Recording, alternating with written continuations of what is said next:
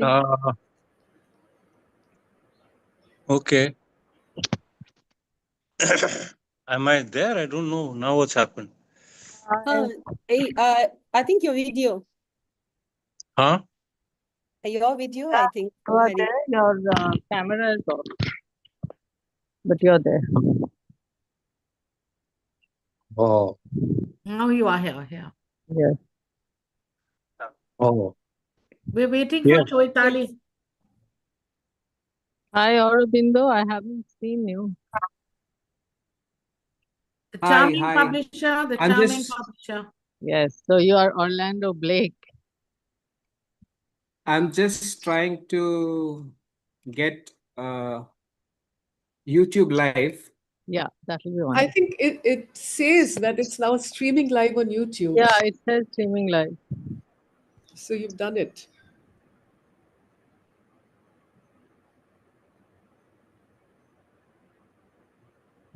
So we'll be taking in questions from the YouTuber who are watching.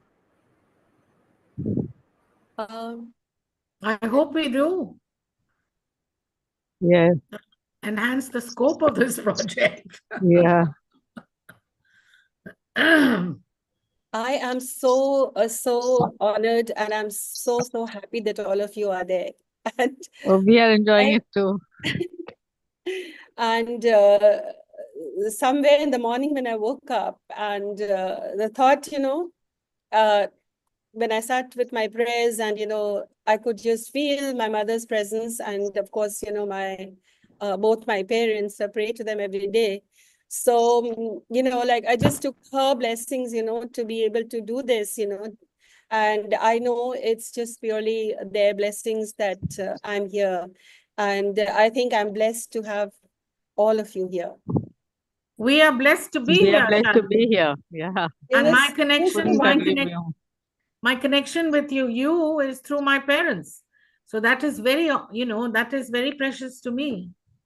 I know. I think, Julia, I must repeat this again if I haven't.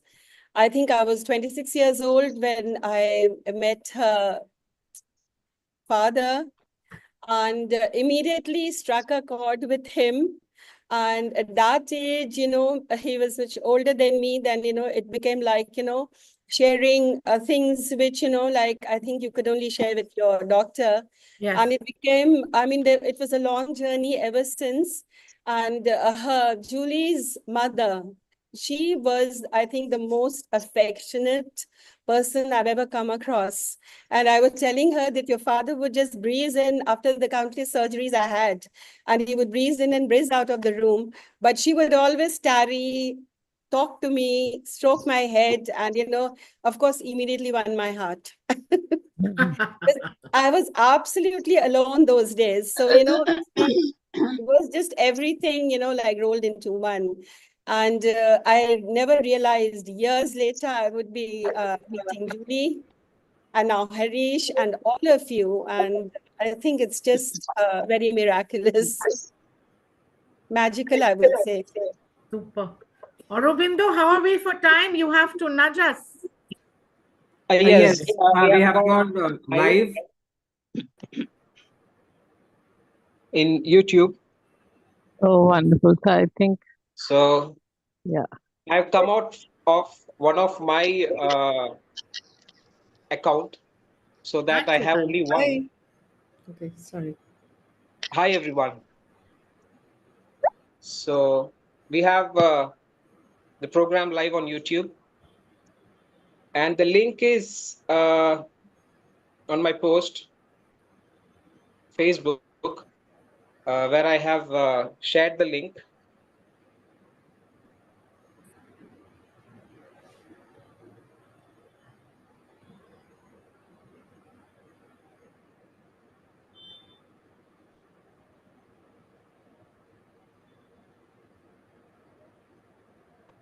Is it audible? Yeah, it is. Yes, perfect. Perfect.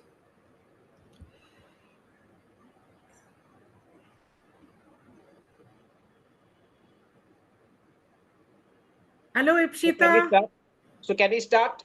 Yes, please. Yes, Please yes, go yes. ahead. Yeah.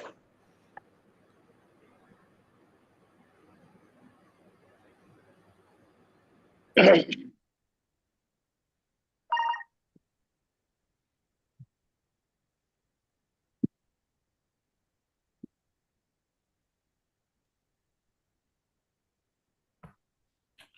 very good morning to all the literary luminaries who have joined here today, Shalini ji and all the panelists, and also to all the people, rather the wonderful souls who are watching us via YouTube.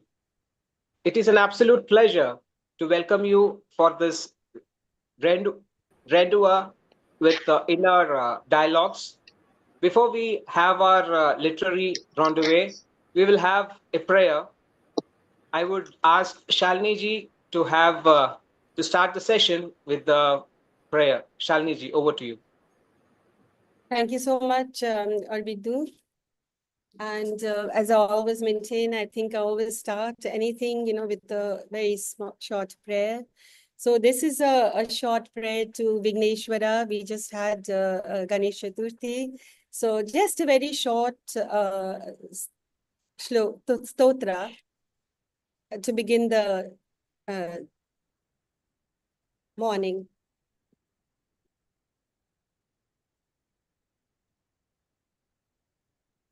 अजं निर्विकल्पं निराकारमेकं निरानन्दमानन्दम् अद्वैतपूर्णं परं निर्गुणं निर्विशेषं निरीहं परब्रह्मरूपं गणेशं भजेम गुणातीतमानं चिदानन्दरूपं चिदाभासकं सर्वगं ज्ञानगम्यम् मुनिध्येयमाकाश रूपं परेशं परब्रह्मरूपं गणेशं भजेम जगत्कारणं कारणज्ञानरूपं सुरादिं सुखादिं गुणेशं गणेशं जगद्व्यापिनं विश्ववन्द्यं सुरेशं परब्रह्मरूपं गणेशं भजेम परब्रह्मरूपं गणेशं भजेम ॐ श्री गुरवे नमः Thank you so much. Thank you so much, Shalini ji. Beginning something on a very divine note. When I had first connect with Shalini ji around 2.5 years back, it was why our anthology, and it did start with something which was so divine, and the anthology was In Search of Infinity. So the divinity which she carried with her, it was so wonderful. So the journey began at a very beautiful note, and here we are with her first book and her first translation, in fact. And I would first like to begin a quote with the one which she has published in Inner Dialogues. So the quote is, "My soul bears the imprint of your unfading cadence. I feel you in every breath, in love's eternal embrace. Droplets of you surge, coursing through my veins in the altar of my heart. Your story continues." So the story continues, her literary journey continues, and it has been very much indeed punctuated in her translations. And I say a hearty congratulations, I think for the third time, for her beautiful translation. And as I mentioned in my forward, her mother's book, Samanantar Sune in Hindi, which was published way back in 1957, the creation was a way ahead of her time.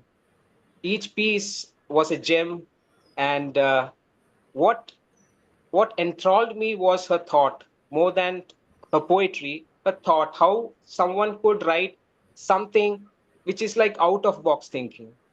And I'm more fast being a science student, I'm more fascinated, and later on into literature, of course, I'm more fascinated towards thinking. For me, I would actually want to read her brain, because her thought process in each creation as such is so wonderful, and it there is always a surprise element as such, and it gets the reader imbued into the creation.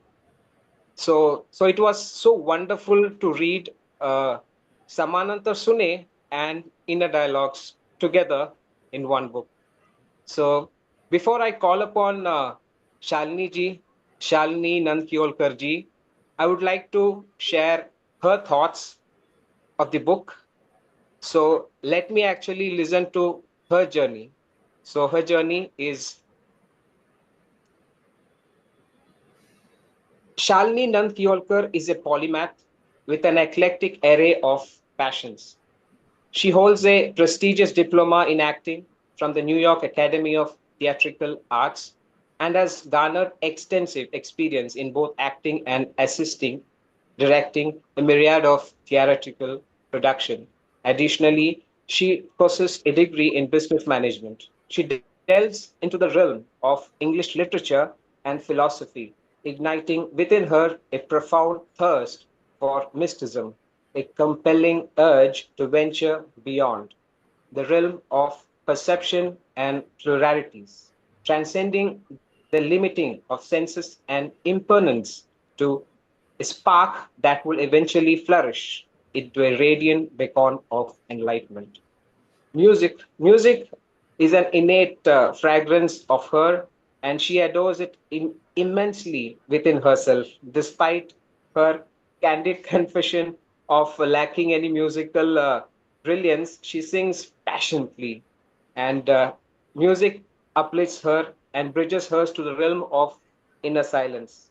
Her singing journey has been an absolute remarkable one, and it has metamorphosis over the years, where she holds an album of a devotional album rather, titled Arpanam.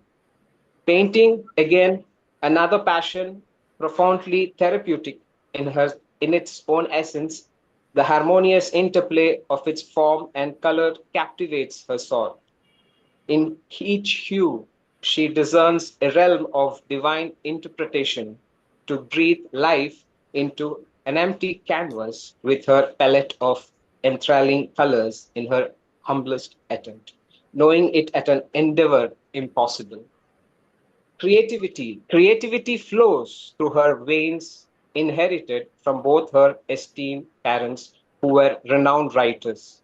She finds solace in crafting poetry, expressing herself both in English and Hindi. Her verses transcends mere words, serving as mirrors to her soul, encapsulating her experience and realization garnered throughout her life's journey. She is perpetually spellbound by her enchanting wonders of Mother Nature, whose hidden whispers beckons her to explore the depths of higher consciousness. The poetry is a tapestry of exquisite beauty, rich with vivid imaginary, profound philosophy, and evocative sentiments. Widely acclaimed works have been praised pages of literary journals, magazines, anthologies, both in Hindi and English. And she's also a certified Reiki master and a committed spiritual seeker on the path of truth. Shalini ji, it's over to you. We would like to hear from you. Shalini ji. Thank you so much, Aurobindo, for this. I feel, the bios and the wonderful words that you've said. I somehow feel that, I do dabble in just about so many things, but that's about all. And listening to you, I just switched off to wonder whether it's really felt like I think it's not me whom you're talking about. But anyways, thank you so much. And talking about the book, I think the journey of the book started with Usha Kiran Khanji, who's also was a very well noted writer, a Padma Shri, who had started a felicitation ceremony for my mother and a few other eminent writers of Bihar. And I had gone there for that wonderful celebration. And the journey of the book started with her desire to republish and to to resurrect her poems, once again. So that was the journey that it was from there, and and it was just a daunting task. As I had said in the launch, that the books were all crumbly, the pages were all coming apart. And I think it was just God's grace that somehow it got done, because I think there was some kind of a, a drive within, or a need to, somehow express it. And the journey started there. Then I had approached Bindu to publish her books, because unfortunately, Usha Kiran Khanji suddenly, passed away.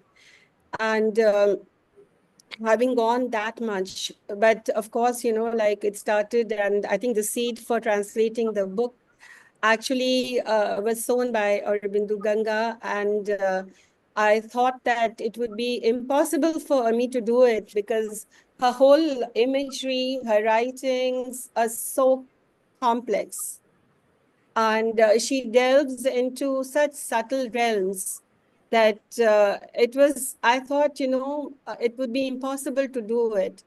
And I still, having translated her works, I still feel that I have just, like touched the surface of the poems. For each time that I go back to read them, I still unearth yet another facet, yet another moment of wonderment, which kind of flowed with all her writing. But it's been a very humble attempt to bring, to give the readers a little peek, a little glimpse into her works.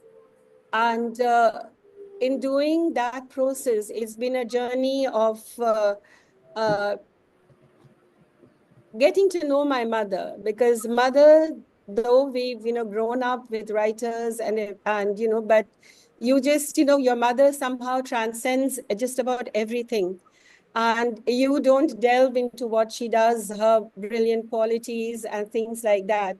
So I think it was something which was a journey for me to get to know who she actually was, to delve into her psyche, and to glimpse so many facets and perspectives into her character. As a daughter, she was very close to me, and I had lost my father when she was only 49 years old. So it was a long, so it was, our roles got reversed, and I became the mother and she was my daughter, hence onwards. And I was 26 years old at that point of time. So it's been still not, that closeness was there, but I think she kept a veil over who she actually was. So it's been a beautiful journey of admiration, of reverence, of awe. And I feel, that in that was the greatest blessing, for me to pay a very, very humble tribute and place it, uh, at her feet.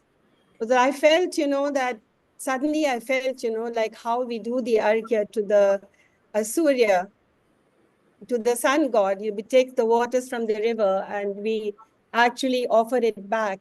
I felt that in doing that, I was holding her book and with all my petals of reverence, and it's just giving it back to her. What was hers was an offering unto her. And for me, it was a journey divine from then onwards, because I think all through this journey, she was with me every single moment. I would live with some words of hers for days on end, thinking, how I would be able to interpret it. And something would suddenly open a knot. And well, the closest, I know the translation is you use a lot, but it was just a wonderful journey. And I would just thank everyone from the bottom of my heart for being a part of that beautiful journey.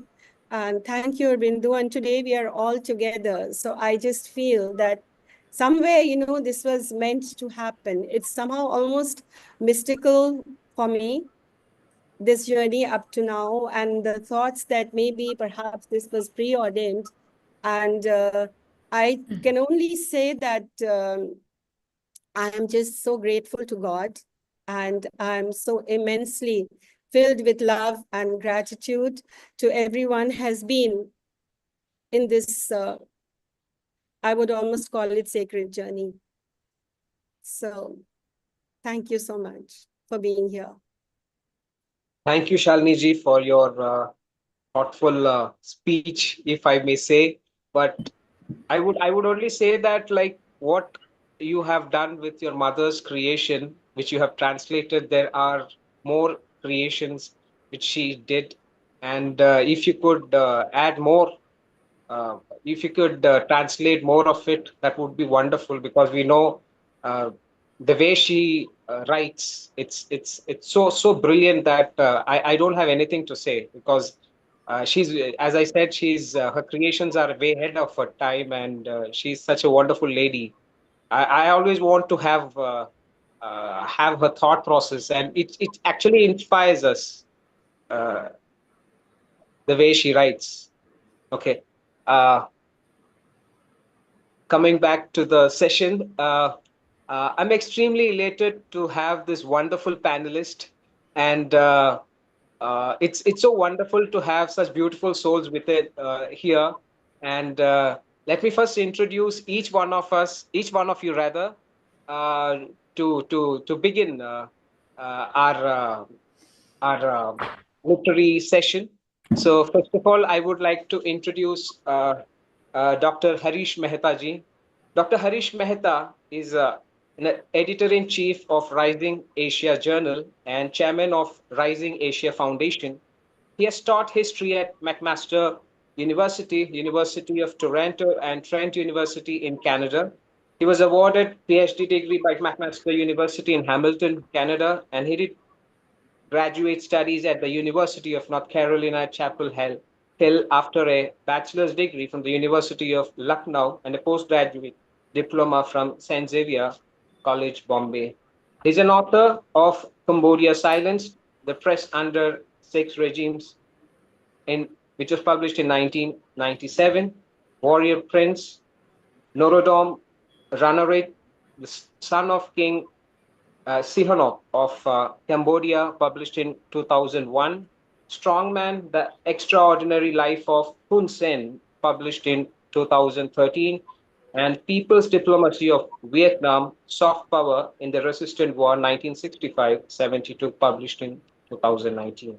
His article on Vietnamese diplomacy have appeared in the academic journals International History Review, Diplomatic History, Race and Change, The Historian, and History Compass. And his review articles have appeared in H. Diplo. And there are a lot of awards which he has won. The first being the Samuel Clegg Bemis Research Award, which he had won twice, and 1997, the Asian Print Media Right Award. Probably when I was in school, he has won his award. 1997. Then 1995, there is an award which he won, Freedom Forum Fellowship Award. And 1988, the Journalist of the Year award. We welcome you, Harish ji. And the next one, wonderful lady, Dr. Julie Banerjee Mehta. Julie Banerjee Mehta is the author of Dance of Life and co-author with Dr. Harish Mehta of the bestseller biography Strongman, The Extraordinary Life of Hun Sen. She has a PhD in English and South Asian Studies from the University of Toronto, where she taught world literature and post-colonial literature for many years. She currently lives in Calcutta and Kolkata, teaches Masters English at Loreto College, is literary columnist for T2, The Telegraph, and conceptualizes and curates the Rising Asia Literary Circle. We welcome you, ma'am. Thank you. And the third panelist is Dr. Chaitali Maitra. Dr. Chaitali Maitra has been associated with teaching and writing for over 3 decades. She completed her PhD on American travel writings, edited a book on American poems, and has published many Bengali articles and her own books of poems. We welcome you, ma'am, Dr. Chaitali Maitra.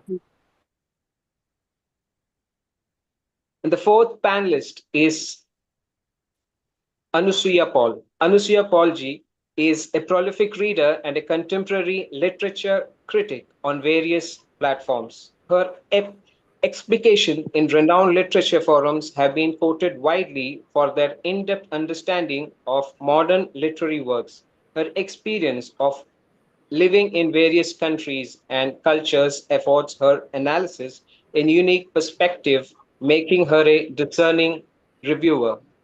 We welcome Anusuya Paulji.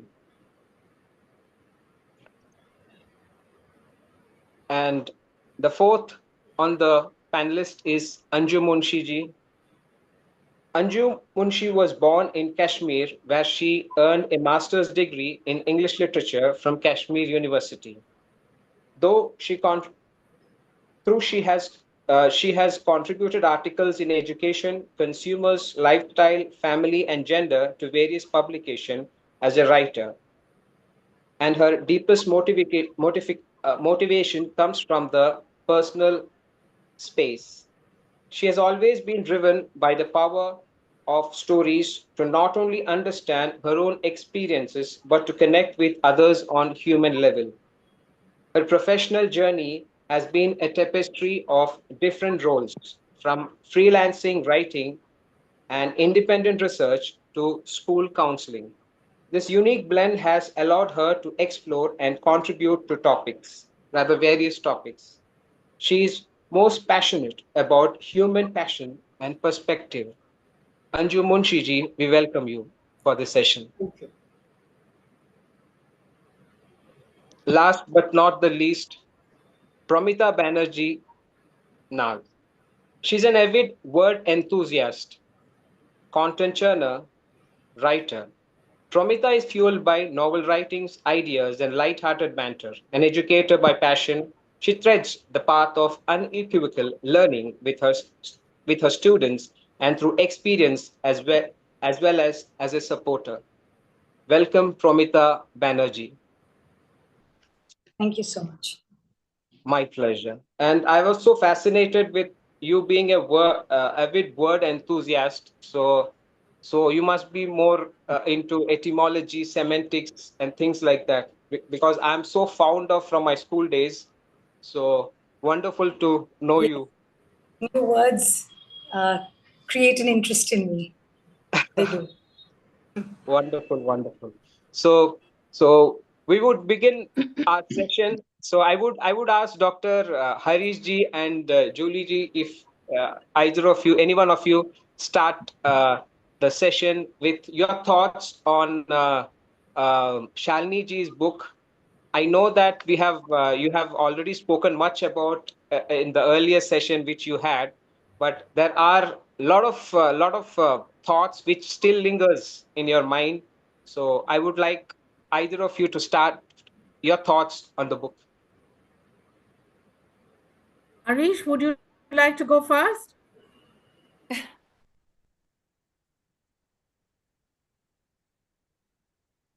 Julie, you begin and then I'll follow. Lovely. Okay. Very kind.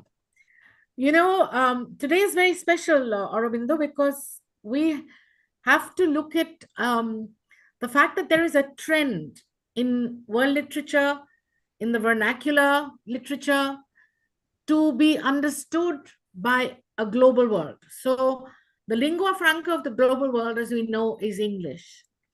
There are 2 points I will like to launch this wonderful discussion that we have planned.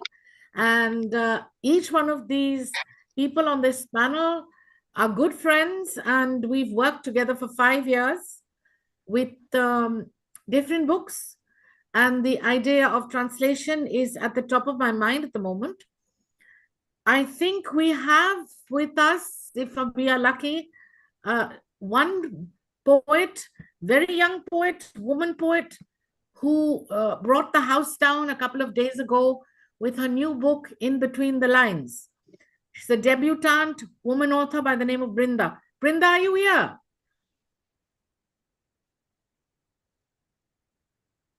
Brinda Roy. The other gentleman who has written his 11th book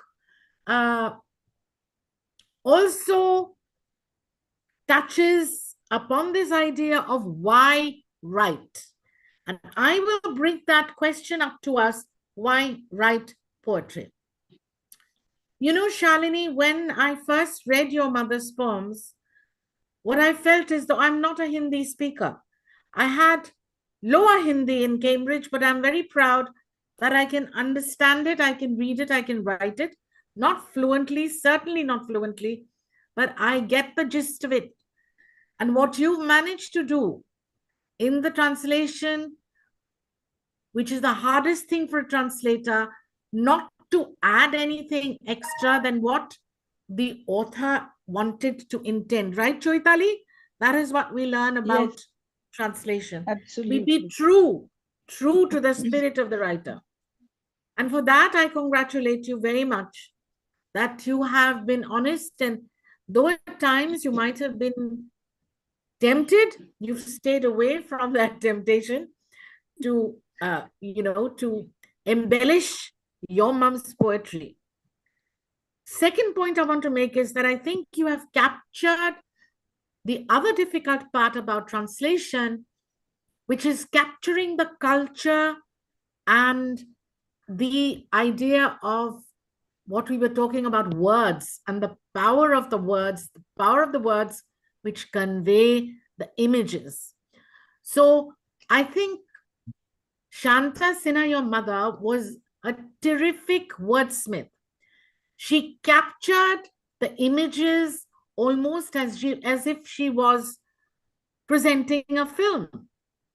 And those images, which we'll be talking about very shortly, like the yolk of an egg in the sky, the frying pan, the white of the egg being a cloud, those are very original images, and they have been captured very convincingly by you when you've turned it into English.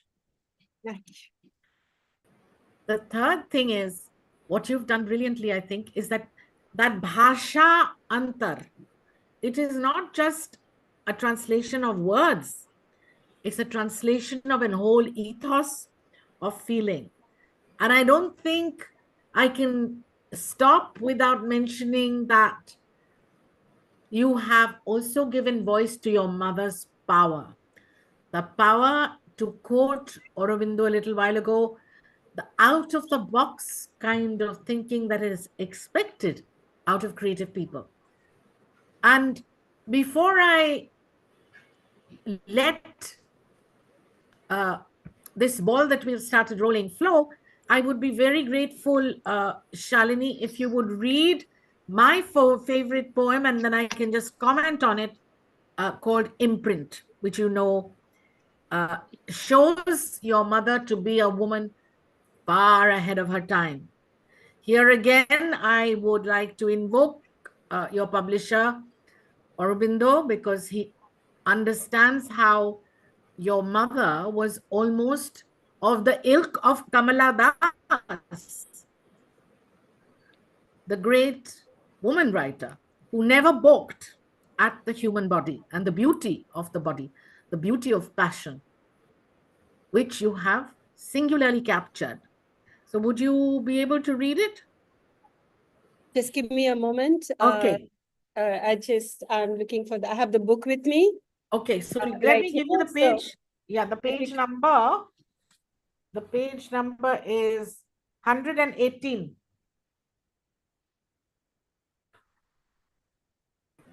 The imprint of your body on mine.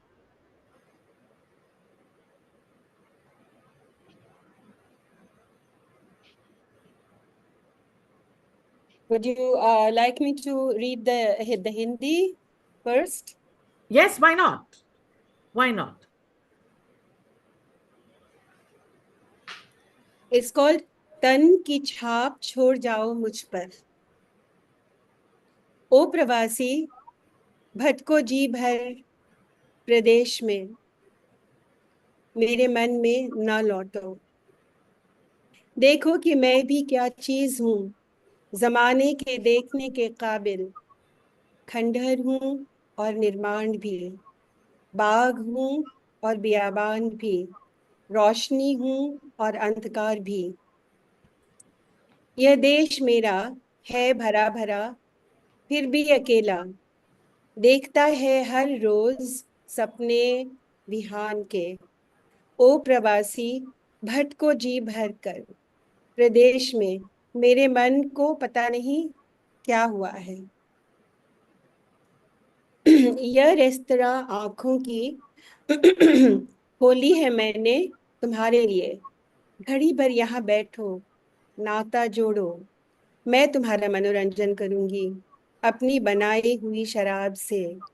आज मुख्य मेहमान तुम, रात के इस floor show में एक बार, बस एक बार अपने तन की छाप छोड़ जाओ मुझ पर। यह देश मेरा अगर न तुम्हारा हुआ, कैसे काटोगे दिन यह प्रवास के। ओ प्रवासी भटको जी भर प्रदेश में, मेरे मन के ना लौटो। Beautiful. And this Na Lotto had that comma that Anju, that mysterious Yes, comma Anju brought in. yes, I think that is another, I think a comma is what I missed. And I'm eternally grateful for Anju to bring that facet. He perhaps dually, it was na lotto, meant not na lotto Pradesh, unke Pradesh se. Don't move out from her, basically, from her mind, from her heart. So that was a beautiful interpretation, Anju, and I thank you for that. Thank And you. in the very same manner, the more I read, the more interpretations come. So, Julie, would you like me to read the English version of it? Yes, please. After you read the English version, I'll just show you how your mother was so very way before her time. Go ahead. So the title of the poem is Leave the imprint of your body on me. O wanderer, roam as much as you want in your land, but do not return to my heart. See what I am, worthy of the world's gaze, a ruin and a creation, a garden and a wilderness, light and darkness too. This is my land, completely full yet lonely, watching the dreams of dawn every day. O wanderer, roam as much as you want in your land, but do not return to my heart. I don't know what has happened to my mind. This restaurant of my eyes I've opened for you. Sit here for a while, connect. I'll entertain you with the wine I have made. Today, you are the main guest in this floor show of the night. Once, just once, leave the imprint of your body on mine. This is my land, if not yours. How will you spend the days in this land? O wanderer, Roam as much as you want in the land, but do not return to my heart. Beautiful. Beautiful.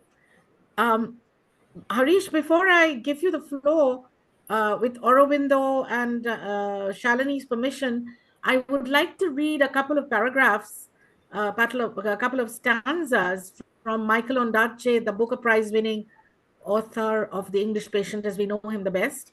But he's also one of the greatest poets we have in the 21st century. And his poem, The Cinnamon Peeler, which was written in 1980s, if I'm not mistaken, 1982, I would say that, hey, Michael, did you ever meet Shalini's mom? Because this is what he's writing. Imagine, Shalini's mother was way ahead of her time. If I were a cinnamon peeler, I would ride your bed, leave the yellow bark dust on your pillow. Your breasts and shoulders would reek. You could never walk through the markets without the profession of my fingers floating over you. The blind would stumble, certain of whom they approached, though you might bathe under the rain gutters, monsoon. Here on the upper thigh, at the smooth pasture, neighbor to your hair or the crease that cuts your back, this ankle you will be known among strangers as the cinnamon peeler's wife. I could hardly glance at you before marriage, never touch you. Your keen-nosed mother, your rough brothers, I buried my hands in saffron, disguised them over smoking tar, helped the honey gatherers. When we swam once, I touched your body in the water, and our bodies remained free. You could hold me and be blind to the smell. You climbed the bank and said, "This is how you touch me." Do you touch other women? The grass cutter's wife, the lime burner's daughter, and you searched your arms for the missing perfume and knew, what good is it to be the lime burner's daughter, left with no trace, as if not spoken to in the act of love, as if wounded without the pleasure of a scar? You touched your belly to my hands in the dry air and said, I am the cinnamon peeler's wife. Smell me. Wow. Kamala Das, all over again, right? Aurobindo? Absolutely, absolutely. Like you touched it. Okay, so I think for now, you've heard me for a long time. So maybe Harish would like to chip in a little bit. He was in Bombay during the time when Kamala Das was writing, so he knows how risque we women were. Yeah, so thank you for that. And Thank you. those comments, yeah, I mean, you pointed out, Julie, that poets can speak across countries thematically. They share common themes. But let's remember that Shanta Sinha was writing before Ondaatje.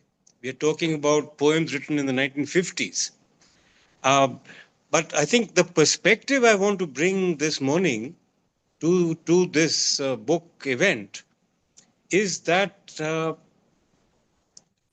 Shanta Sinha was writing at a time when there were young poets such as Harivansh Rai Bachchan, Nirala, and the Hindi poetic movement was flowering. There were Atal Bihari Vajpayee, and there were so many of them. And she was also publishing prodigiously at this point in time. So you have to locate her in the 50s at a time when Hindi poetry was really ruling the roost in this country in many respects, at least the northern part of the country. And so she was writing then. And it was extremely brave of her Yes. to have brought out certain themes of sensuality and and romance in her poems. You know, at a time when, of course, women in India were not that liberated. You know, that all that hadn't happened. So I think she belongs in that genre. She belongs in that time. But what I've read both of Shantaji's poems, I've read them in Hindi and I've read the English translation. And I have a couple of points to make about that. And the first is when I had the good opportunity to interview Harivansh Rai Bachchan at his residence in Gulmohar Park in the 1980s, in the house that Amitabh also lived in. And in that 2 hour long interview, Harivansh Rai Bachchan told me that the status of Hindi in India had been declining. That the status of Hindi in India had declined to a point where it had become the language of, it was no longer the language of the elite. The It was the elite would, language, sorry, Harish, but to put it very clearly, I remember your interview and I remember him saying it was the language of the domestic workers. yeah. So what Bachchan Harivansh Rai said to me was that English is no longer spoken by the elite. It is, Hindi is no longer spoken by the elite. It has become a language that has been cast aside in the modern day, and where English is ruling the roost. And to my mind, English as a language is an extremely inferior language. And the Europeans have also debated this point ad nauseum, that English as a language lacks the complexity and the finesse and the precision of French. So, this you can pick up if you're a linguistic person, you will understand. And therefore, any translation from the original Hindi into English will carry that burden. Now, I read both of these translations, and I must say I really applaud the Hindi version. There is a certain magic in Shanta Sinha's English Hindi version. It is tremendous, the sound, the cadence, and the impact the language has. And I can almost picture her reading it, and that, it is to be read. A poem, of course, can't be read in it is up to the poet to read and what sort of dramatic reading inflection they bring to bear on the verse. I had a English literature professor called Raj Bisaria, who was a theatre man in Lucknow University when I was studying there. He was a director of plays. And when he taught us poetry, he actually enacted it. He was jumping around and he was waving his hands. It was Robin Williams in Dead Poet Society, except that Raj Bisaria was doing that 3 decades before Robin Williams was. So we've all done it in India. We have done it in India. And there is nothing to beat the meter, the sound, and the magic that the Hindi language bears, that the Hindi language carries. And unfortunately, it has become a language forgotten. Not many buy books in Hindi, but there is also a need to restore. And I applaud Shalini for this effort at restoration, which is to pull the poem out of its original and to bring it out in an excellent translation at this point in time. And I've read a few of those poems, and I found that the sound of rain and symphony and the lover and the imprint on the body, the imagery is fantastic. But it is to be savored, if at all, it must be savored in the original Hindi. I think I can't think of anything else to add, so I shall yield my space to any comment that the translator has. Shalini. Thank you so much, Harish, for delving into these depths and bringing out actually my own responses, my own reactions to writing her poetry. So yes, I mean, the attempt was just simply to give a little, just a little glimpse. There's much more to follow when you read the poem. And I write in Hindi and in English. And I think, yes, what she had written was something which is beyond, even in her days when there was Dinkar, there was Mahadevi Verma, there was Jayashankar Prasad, all these great Chayavadi writers and all these writers of great repute. I think even those days, her poems were, the imagery was something which was a field never traversed, Like, the poem it begins many times at a pace, and it gives you a glimpse of something.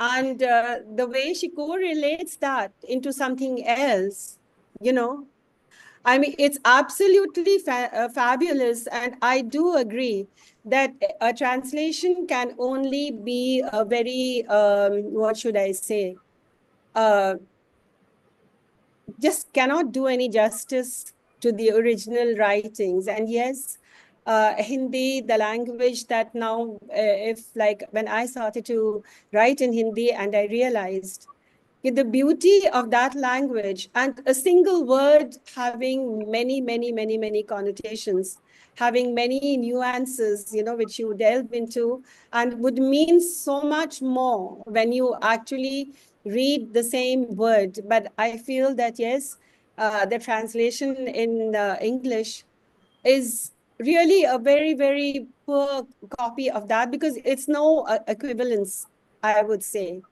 So, here, I think you are very right.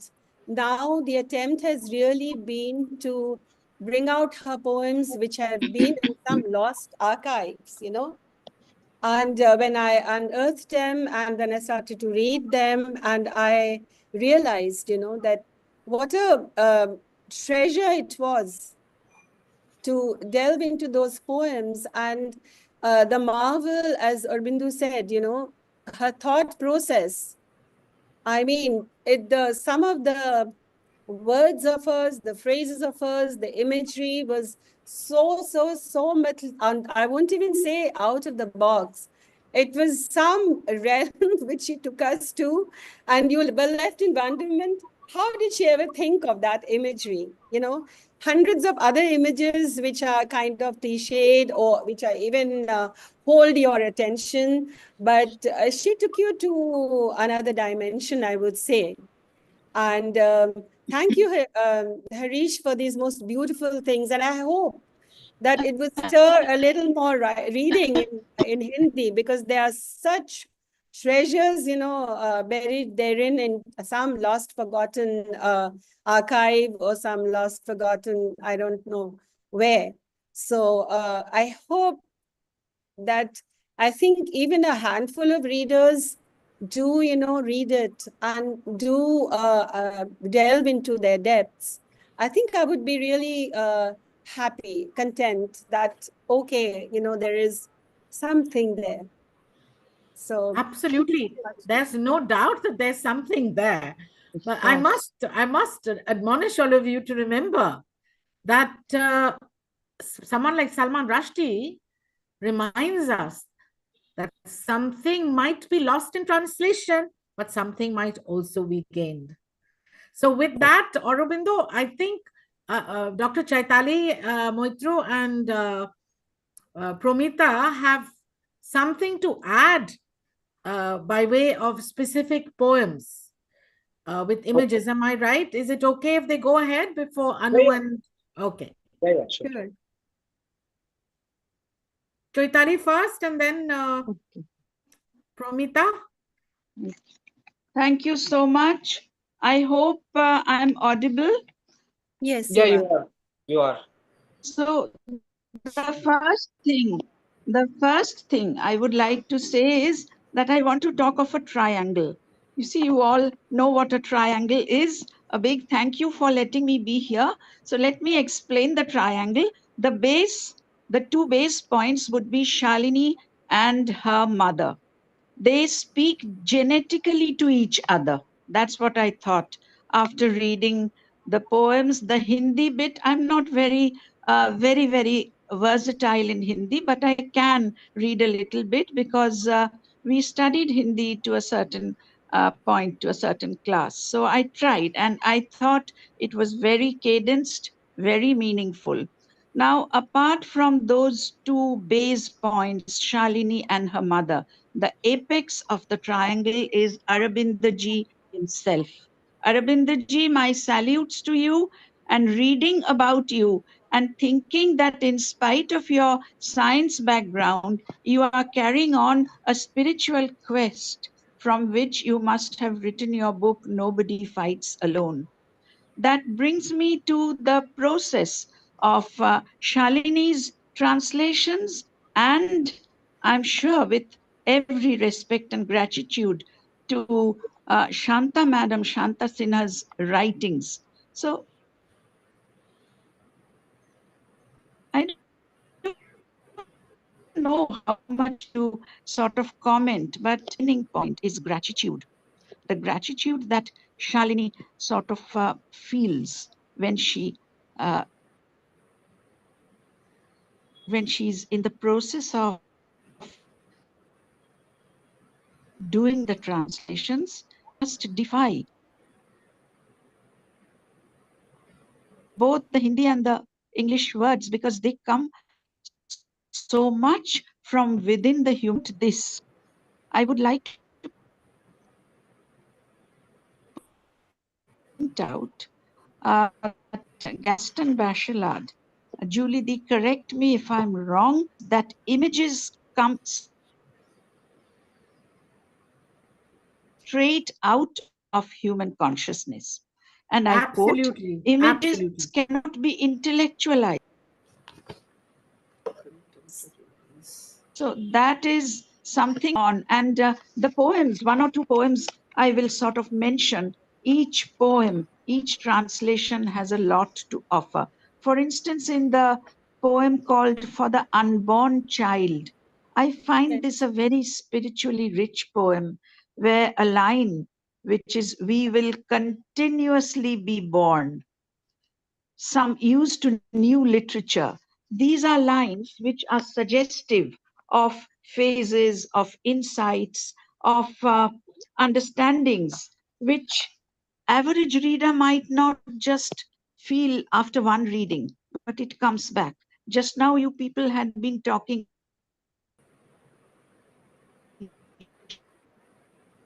Shalini was saying that there are a lot of things which your translation keeps on talking about. And the other poem I wanted to talk about, I'm sure Anju, Pramita, and Anasua will definitely mention this poem. I won't go to the details, but I will just say that the poem called Sunset is very instinctive because it tries to bring in the image of the egg yolk. And this coalescing of the sunset, which is so elemental, and the egg yolk, which is so ordinary day to day, that has a link which cannot be anything but spiritual. So, as these poems were being created, not the translations, okay, came later, but when the poems were being created, uh, the poet, Shalini's mother, must have experienced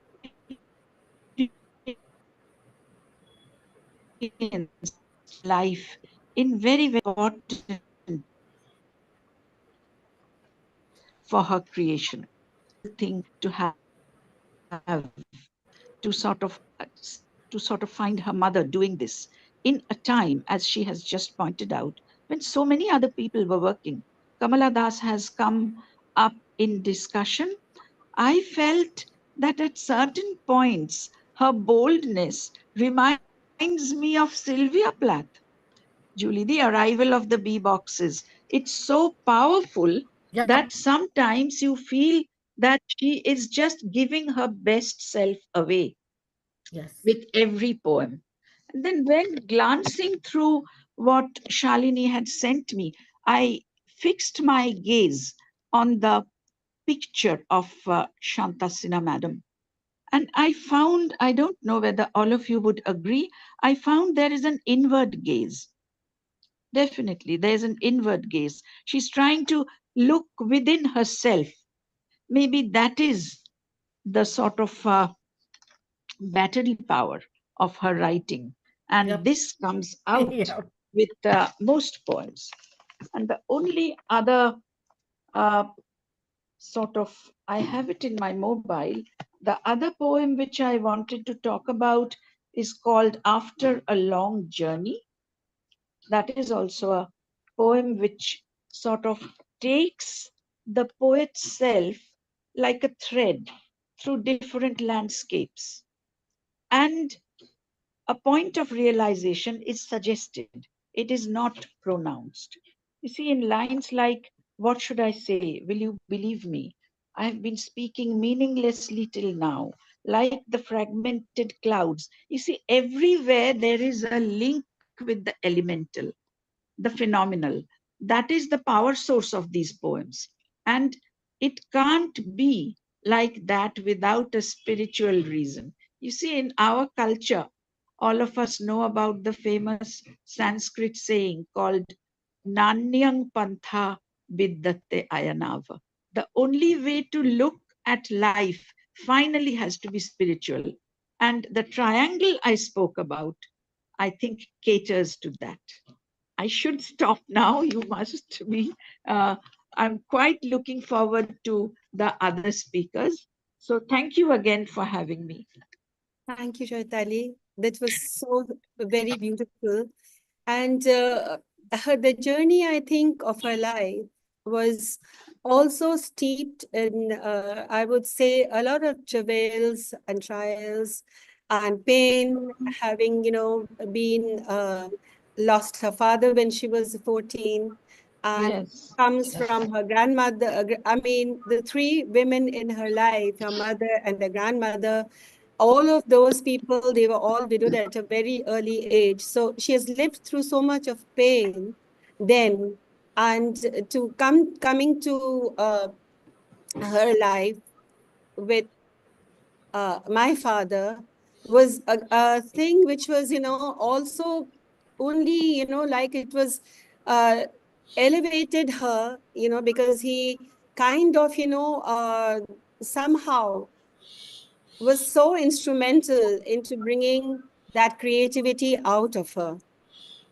And she Yes. was, and also I think himself being a writer, as she would always tell me that I am completely his creation, which I think, yes, perhaps, he evoked the chasm, but there was an ocean of creativity that lay within her. And it just was to evoke that. And also then having, again, lost my father at a very young age, I would say young now, I mean, comparatively. So this melancholy strain was there.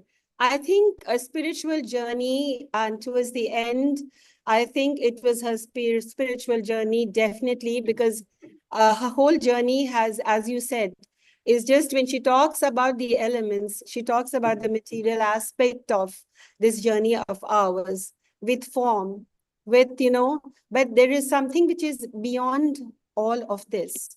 And towards the end of her life, she found out she had an intuitive thing. She was also very intuitive, very psychic. And with that, she was also a professor of psychology. So as you feel that most of her poems, she delves a lot on the moon. And the moon is actually really the mind, and her translations into the moon, again, it's not just the moon. It's the human psyche that you have to delve into. And so she brings out in the poems, and I think that pain metamorphosizes into spirituality. And I think it's such a beautiful point that you brought out, because rereading her poems only yesterday morning, and for me, I saw so much more than, at several readings, because again, it opens up some more doors, it opens out new vistas, it opens up, dimensions, which is not just this physical phenomena, but it's beyond that to the spiritual. And she did, it's her faith, and towards the end, yes, she was completely immersed in that spiritual journey alongside with her creativity. So, it just has to be, I think, rooted in that. So there's much more to these deceptive poems when you read them and as you go into them. So thank you so much, Aitali. That was absolutely beautiful. It was a pleasure. Maybe now, Shalini, but later stories. With the poems going on, I'm sure you have given a lot of thought, but maybe not now. We are discussing your book, a particular book now, but maybe later. Yes, yes, it would be an absolute pleasure. It'll be an absolute joy. And this is this is the kind of conversation that is very rare to come by with an author. It is deep-seated from the point of view of the interviewer, but also what we are getting out of you. Aurobindo, would you agree? Absolutely. I just wanted to add here, probably Shalini ji has taken all the thoughts with her that we don't have something to share with, because she has encapsulated everything what Dr. Chaitali has said. Chaitali ji, there are 2 points. One is, to begin with, the triangle, well said.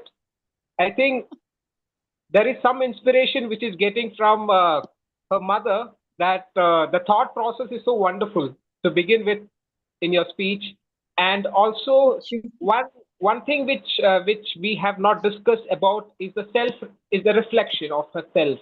So she has come up with something which is very innate, which is very intuitive within her, and she has blossomed that with her, she being a professor of psychology. The whole thought process is so beautiful, and when you write poetry into it, what else you want? You don't have anything else. Right. It just blossoms so much. Fully agree. And the self-reflection is one point which probably we have not discussed, but yes, that was a wonderful point, and that is, the panel is there for to contemplate on. So very beautifully done.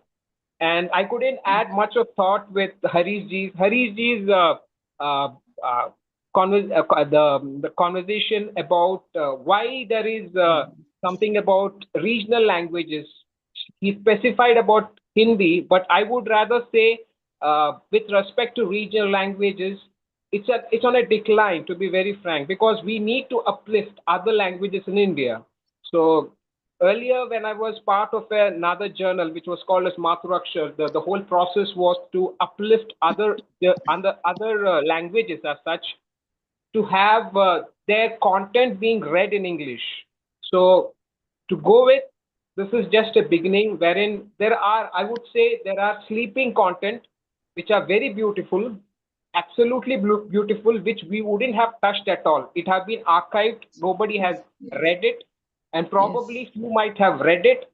We have to get those content into the mainstream, so that those content are read by all. We don't want only for that few bracket, whether it is Hindi, whether it is Marathi, whether it is Telugu, whether it is Tamil. Like, you have to bring all the languages. Those languages are to be translated, and there are wonderful works which are still sleeping. So we need to uplift that languages, Harish ji. And Dr. Julie ji, I would say that as we have already talked about Kamala Das and your example as well, I would say that still there is scope for wonderful, as you said, another budding poet. A week back, you had a book launch.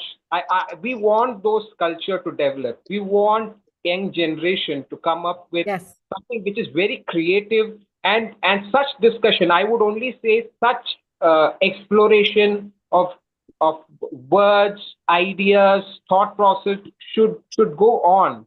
I would only say if there is something where we could collaborate on something where we have discussion of such a platform, I would be like there for you.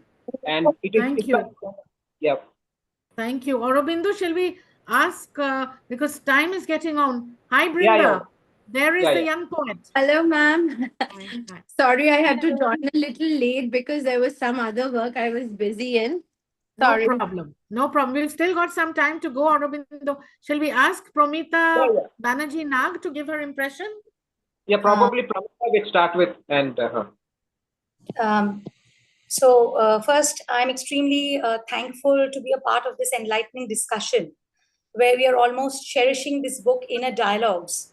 And while I was reading the book, what I thought is we are also in the process finding ways to hold dialogues with our inner selves. We are trying to find out ways to hold dialogues with ourselves, just to bolster the belief that every little piece is a part of the whole. It's the whole that we are looking at. And I will just read a little bit. So the blessed drop that Shalini ma'am was talking about, the daughter, is an inseparable part of her, the mother. So the part becoming the whole. And with that in mind, I would first like to mention the memoir, the mother's memoir, which she shared with us. And it's deeply personal, it's periodic, it is quite painful at some places. But then on another note, I found it extremely engaging and inspiring as a whole. It was very inspiring, the journey that she shared about her mother, Shanta Sinha. And then there are certain moments which lingered and certain lines which left a lasting impression. So one of those lines stood out, and perhaps, according to me, it encapsulates the very essence of this book, Inner Dialogues. I will just read out that line. She says, "Deep within, I know her story continues in me. Deep within, I know her story continues in me." And indeed, it does. Because in one of Shalini ma'am's poems, and I'll refer to the poem Mother Mine, which I think the title has been borrowed from the preface. In this poem, she's talking about the hapless births of dark despair, and then the role her mother plays in shaping her through love as well as lessons. So it's a journey that she's talking about. And then there's an interesting metaphor of a pebble. The barren debris of the past lifetimes is being chiseled out, and slowly the pebble is getting transformed, is getting metamorphosed into a speck of dust. The process seems very humbling, very reducing. But on the other hand, it is also very emancipating and hallowed, if I may say, linking us to the concept, the spiritual angle that we are trying to explore in this discussion.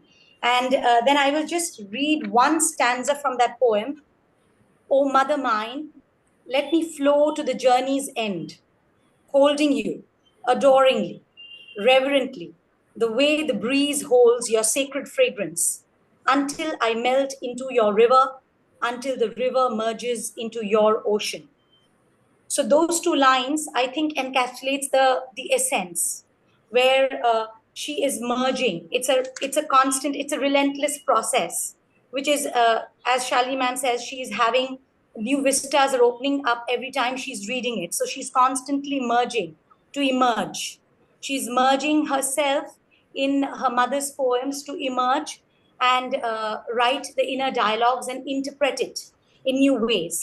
And she's just not capturing perhaps what her mother said, but also those things which were left unsaid, the pauses.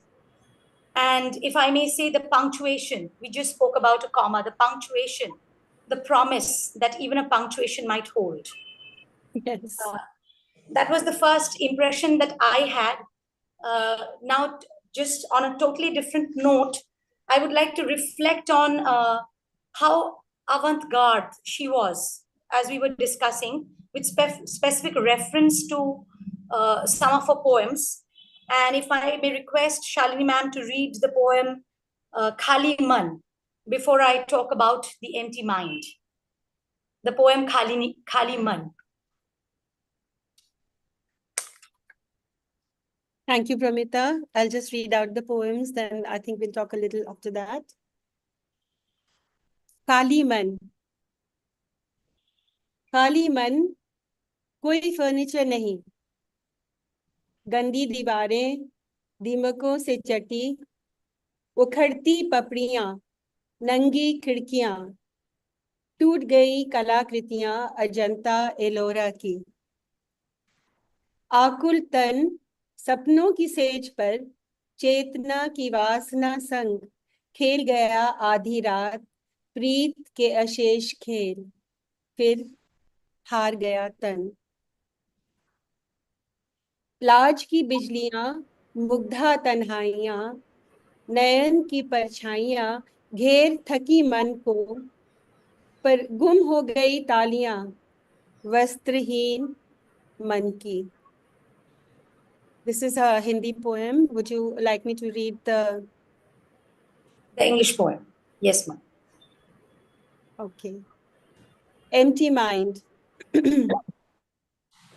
Empty mind, no furniture, dirty walls, termite infested, peeling scabs, naked windows, broken sculptures of Ajanta and Ellora.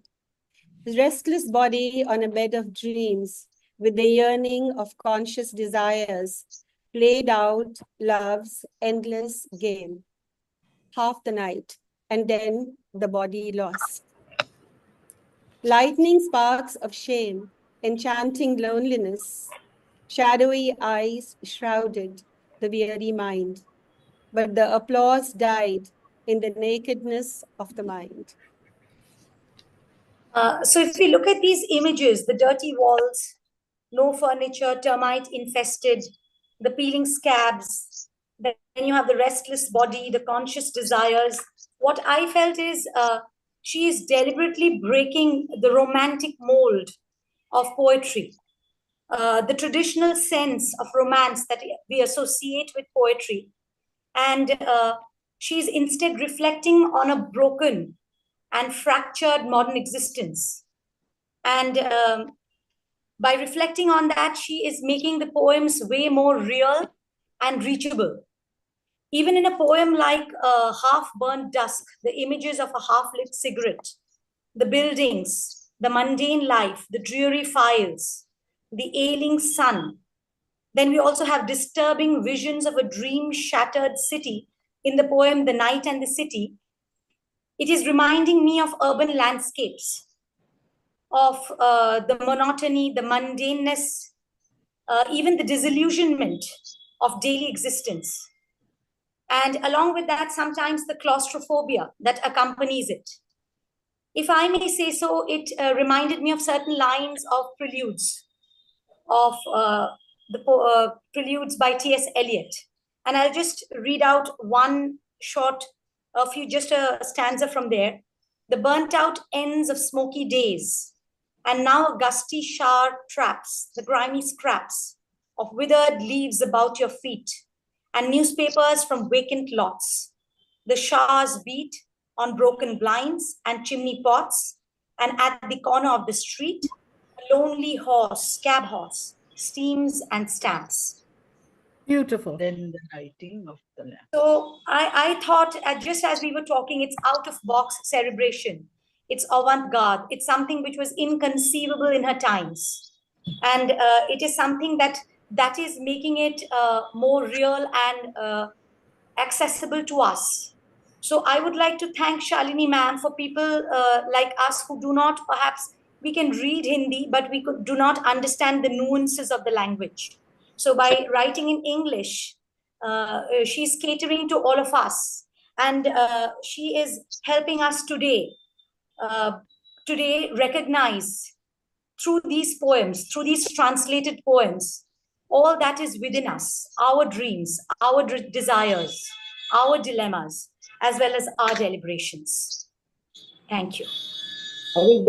I think she has punctuated well about how we talk about the pauses and something about going away from the cliche. So the author, the poet in Shanta Sinha ji, it's more about going away from the cliche, and she has got lot of pauses. And within that pauses, there are words, but behind the words, there are so much of emotion, so much of reality that she has painted. And that's wonderful for you to actually bring those nuances, your thoughts. Thank you so Thank much. Thank you, Pramita. That was absolutely an absolutely wonderful observation, because here the mind, she, as I said, she is ever fascinated and preoccupied. I would say it used to be her preoccupation, and we would always tell her, "You're a psychologist yourself," but there were so many things which she had within that mind. Certain phobias, certain things, but she talks about the images she evokes are images disturbing at times, but these are the images which go on a mind which is so complex, so abstract. But she drives the point home by these very disturbing images. It's a process of peeling scabs, it's the process of renunciation of one thing after the other, you know. So that is the mind, and it's very relatable to all of us, because these are situations, these are moments which we all go through, and the futility of everything, that is external. And I think that brings a lot, as I earlier said, that each time you read it, it's a world which opens up, and, it's doors are unlocked, and you glimpse another facet, and to contemplate upon that, and to concentrate on all of that. So it's actually most of I would say they are very meditative, they are very very contemplative, and the thing is that it leads you to your own contemplations. So it, as a translator, it was very one thing was that I tried to be as objective as possible and as detached as possible from her, because they're two different people. And as I said, yes, her story continues. In the sense, I would like to share here that had been a lot disengaged with Hindi, for the last 6, 7, 8 years. And then I was amazed from where the words emanated, from where they emerged, from where I would not be familiar with it, but it just came. So it's been almost like, she's been a river flowing into me, for the times when I was working on her poetry. But yes, it's like, I think it's impossible to completely detach your own psyche from anything, because no matter what you do, some flavor of yours, if not, even though you've been very vigilant, very strict about not letting your mind, get involved and bring out, or as Julie had beautifully said, to embellish. And I think she had bought this point there when we were there for the launch. And I think it was the most very poignant point, that it's true. But yeah, to a certain extent, 90%, you detach and you try to do that. But yes, then the perspective of the reader is so fabulous that, like where the writer stops. And I think you had made the most beautiful comment then, Julie, is that, yes, like from there, where the poetry stops and where the author stops. And then, there is a reader it's kind of an immense dimension that, your own perspectives will lead you to. And thank you, Pramita. Thank you so much. So we've got Anju and we've got Anasuya. Not bad. Aurobindo, we're doing well for time, I think. Just about. Yeah, I think we can extend a little bit because the conversation is so wonderful and we are It's getting brilliant. into it. Yeah.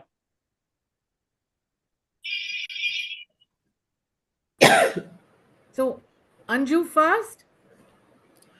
Okay, here I am. Thank you so much, everybody, for giving such a wonderful perspective to somebody who's written something, I think, even before I was born. And honestly speaking, I had two apprehensions. I was like, when this book was suggested, I was thinking, oh no, will I have to go back so many years and be bowled over by the Sanskritized version and deep philosophy and spiritualism? And I thought to myself, isn't Dinkar, Bachchan, and Munshi Premchand enough? I wouldn't like to. And when I read the story, when I read the poems, I was blown away, completely blown away, because there was so much of contemporariness that what she felt, probably I feel the same today. It was not much different. I had the same issues. My areas of concern are the same as what um, Shantaji had been going through. The second fear I had is that I somehow felt that nobody can be so ruthlessly objective. There has to be a kind Yes, of a layering. There has to be a kind of an overlapping, because after all, Shalini had the vehicle. She only had to transport her emotions onto that. The vehicle was all there for her. And then I'm well versed in Hindi. I read both the Hindi and the English version, and again I was proved wrong, because it was absolutely precise, concise, to the point, wherein not even a little bit of her mother's feelings and thoughts were disturbed. And that got me very, very interested into what the whole thing was about. And slowly and steadily I read, and it was pulling me. It was pulling me and getting me attracted towards it. And then I realized that she is way ahead of her time. And Shalini, your mother was a poetess much ahead of her times, with a remarkable depth of feelings and thought. Amazing. And thank you for introducing her to us, and for introducing her to a different audience. And by doing that, you created a beautiful, you bridged the gap between languages and generations. You've done a wonderful job. thank you. Having said that, I think it's you would be feeling extremely proud and very satisfied, because this was a profound tribute from a daughter to her mother. Now, navigating a daughter-mother relationship is also a little complicated in today's world. Mother Mary comes to me is a point in reference. The thing is that in your case, there's been so much of support, bonding, also distance, which has kept you all together, and it's given you a lot of, like time and respect for your mother. Now, I like the metaphorical texture. I love, like I said, there's a lot of contemporariness in her work. If I was a poetess by any chance, I would have probably done the same thing. There is um, the ailing sun, the blue bed cover of sky. Bimar suraj pi raha lal lal mixture. I love this. बीमार सूरज P रहा लाल लाल mixture गिरता है उसके होठों से जो आसमान के नीचे बेड कवर पर from the lips it falls into the blue bed cover of the which is the sky, and the bimar person is the sun, so the red lips and the thing. And even the night in the city on the footpaths that groan with the weight of looming buildings. I mean, it is so true of today's metropolis. Every all. Yes, I have a feeling she had environment in her mind. I'm very glad that yes, she didn't see the way there is environment getting suited. So obviously, in her times, there was a choking heat, there was choking dust and things like that. Now, to give a little synopsis, she has a very heightened sensitivity. Like you said, she's a psychic, and definitely a very heightened sensitivity. I could also realize that there is a recurrent mention of moon in her poems. Almost every poem has a mention of the moon. Now, in Empty Mind and Leave the Imprint on Your Body, there is strong yearning and erotica. In Half Burned Dust, there's existentialism. um, in disappointment that in it's not about dreamers study, there's disappointment. and a little melancholia. She's also, I mean, if you truly ask me, she's been a study in contrast. You know, she's contrasted many things. She's contrasted melancholy with cheer, spirituality with mortality, consciousness with abstractness, defiance with vulnerability, Khandar with Khandar is the ruins, Nirman is the construction. Yes. So Khandar versus Nirman, Roshni is like light and Andhakar is dark. So there's an interplay of contrasts which makes it even more striking and very. So I was proved completely wrong. You know what I started with. By the end of it, I realized that there is no layering, there is no overlapping, it's no tough Hindi verses. It's something which is very contemporary, which is very doable, thinkable, and wonderable today. It all happens even today. Thank you so much. Thank you. Thank you, Anju. Absolutely wonderful again, because yes, she always stresses on the dualities, which is part of us. So there is always a dual existence, you know, and then I think that is from where we work towards, you know, that one consciousness. But I think she's like, so she's a realization that all of these dualities are an innate part of creation, as it is an innate part of you. And I think that is what surfaces. So she always says she's a Khandar plus Nirman B. So it's all these dualities surface. And I think, you know, there is a lot of metaphysical elements in her writings, you know, which I think when you delve into it, then you unearth all of that. And thank you for bringing up this part of writing. Thank you, Anju. Anasuya, you wrap it up then. Yeah, thank you. So much has been said. I don't think I can really add anything very much, barring the fact that I kind of wanted to get into her mind to understand. Um, there is a certain liberation expressed through all her poetry, and a kind of, uh, she just unbinds herself from all social requirements of a woman, apart from not just a woman, from an individual in a social space. And I'm beginning to think that today in 2025 we have so much in common to understand with her sentiments, which were probably penned in 1950 perhaps, or around those times. So somewhere I feel women are probably standing at the same place, and we cyclically go round and come back to that same starting point. And therefore, although separated by a generation, we have similar concerns and similar bindings which we need to unbind ourselves from. And to some degree, I feel uh, uh, her the texture in her writing and her complete uh, you know uh, the way she has ignored requirements imposed upon women at those times probably come from the fact that this is a independent India just after we have gone through a painful 200 years struggle for independence. So there is a weariness in the psyche of the people to be bound by norms imposed upon them. So free expression in its entirety is what she has explored through her writing. And free expression plus the fact that she was teaching psychology and the freedom of the mind, the decolonization of her mind came out very clearly in her writing. And I'm not going to go into the quoting from the poems because we have done it a lot.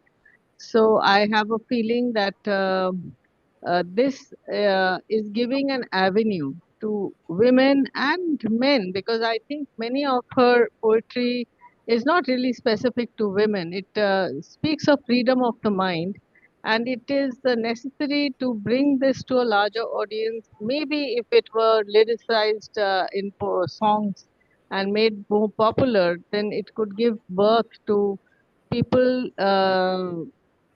to uh, this kind of writing would get promotion and popularity, because we cannot allow the language, local language, vernacular literature to not find a space in popular literature. And through such endeavor, it's a great job that Shalini has done and used English as a vehicle to bring it to our knowledge. But it doesn't speak too well of us that we are not learning the regional language and reading it in our regional languages. As a country which is so rich with regional literature, the richness of the Hindi text shouldn't be lost in translation.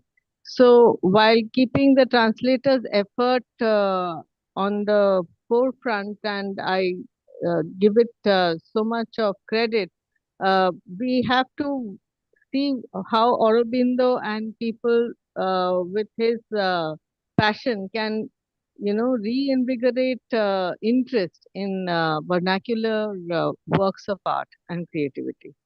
I think I'm not really speaking too much about the poetry because we've done this quite a lot.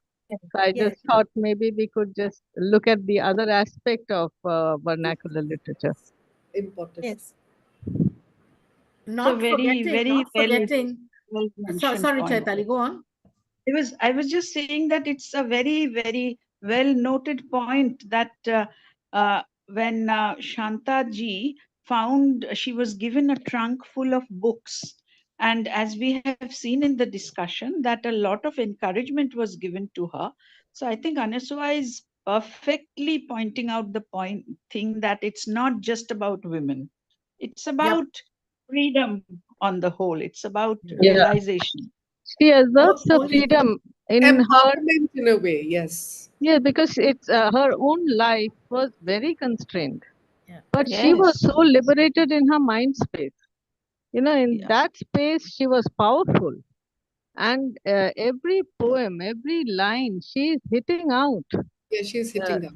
Yes, and so the written word and the fact that the pen is mightier than the sword, she expresses it in every which way. And let's not forget the point that a recent occurrence of giving Banu Mushtaq the Booker, because her book has been translated and is available on a global sale, and her sales are quite substantial. I think that's a page we would like to tear out and frame. Yes. Because that is what Shalini is doing in the genre of poetry. And as all of us have pointed out, including Harish as a historian, that there is a progress now from Hindi or the other vernaculars suffering from neglect and dejection and some sort of looking down our noses to a post-colonial era where we are once again welcoming and bringing back what is truly our own. And what better way to do it than to translate it and make it available? Whether you look at all the African writers, I'm actually teaching a Nigerian writer of great fame who won the Nobel Prize, and I think Choitali is familiar with him. A gentleman by the name of Wole Soyinka. Wole Soyinka, who won the Nobel. But the interesting part is that he is not arguing that we should forget English. He is saying what Shalini is actually walking the talk, and Aurobindo is supporting that. Use the English language. Use the English language, absolutely. To promote our voices. And that is If what I that is if I something. might Yes. if I might come in for a second, yes, is that I think it's very important to keep in mind that Shanta Sinha, yes, when she was writing in the 50s, was already an established name. yes, Yes. And therefore, we should not be surprised by the high quality of her imagery. We should not be surprised by the high quality of her construction, of her poetry, because she was already probably participating in poetry readings in Patna. You know, I mean, she's a professor, and I can imagine that they are gathering in the evening somewhere, and they're having a poetry reading, and there are 5, 6 poets are there, and they are discussing the works of other poets that were Hindi poets, Bachchan and the others, who were also young and vibrant at the time, producing great works published in Hindi. So let us also not forget that she only writes Hindi, and therefore um, it is not. It is the problem of the reader. It is not Yeah. the problem of the Hindi writer. It is the problem of the reader to bone up their act. If they are interested in regional literatures, to try and read the original. And so I think that's about it. And, you know, Harivansh Rai Bachchan was carrying on when I met him in 1983 or 84 in Delhi for that interview, which was published because I was one of the editors of a magazine that's now no more called Gentleman. And this was a cover story. And I think Julie was in Bombay, and, you know, we were in the same office at the time. And Bachchan carried on, you know, about the secondary status of, because in UP what was happening is that all these smart young men and women were being anglicized, because UP unfortunately has some of the largest and best stock of English medium schools. It's unfortunate, but UP has a very large stock of St. Joseph's and, you know, Doon School, La Martiniere, you know, St. Francis, Sherwood, Woodstock. The list is endless. I mean, there Loreto. are, and Loreto and St. Agnes and, you know, convent of this and that, and it's just endless. And then you go to Nainital, and they've got their own Saints and Josephs and Sherwoods. So what was happening? All these people were being proselytized into English. So they were losing Hindi skills. I was one of the few chaps who did his senior Cambridge in higher Hindi. And I got 2 points, which is the highest you can score is 1. I'm a 2-pointer in higher Hindi in senior Cambridge. So for me, personally, when I see a Hindi poet, it excites me, because I know, and no amount of translation can ever reach the heart of that poem. I tell you, if you had the same poem being read in Hindi, symphony, side by side the English version, you tell me which one will get the prize. Yes, but the points It's we're true. making, Dr. Mehta, the point we're making is what Chinua Achebe, also one of the greatest African Nobel Prize winners, said. You need to write in English, to translate in English also, because you want the English speaking huge global readership to understand that there are beautiful gems hidden in regional languages anywhere. But your point is well Yes. taken. Yes, so Yeah. English we as need a to be- vehicle is I think- very, very necessary here. Yes. I think I'm we need sure. to be Yeah. we need to be imperialistic. We need Hindi imperialism.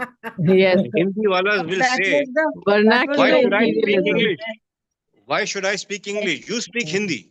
No, it You won't know, happen. It will this not is happen. The this is world, what the is Americans English said. speaking. This Can you is what see the an American American reader? general, No. Julie, when the American general colonized the Philippines, he told them, I will not speak Tagalog. You'd better learn English. I'm just being facetious here. No, I I think know. we need to translate. Langston Hughes did the same thing. So I'm with Julie D in saying when Langston Hughes wrote his essay called The Negro and the Racial Mountain, Yes. he Yes.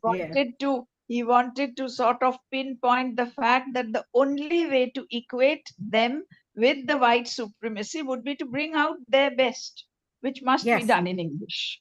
Yes. Yes. Yes. Yes. What wonderful debates discussion. debates you've opened up, Shalini. Amazing. You and Aurobindo. All of you have made it so, and I think it's been so insightful. I mean, wonderful. And there's so much of learning in this, you know.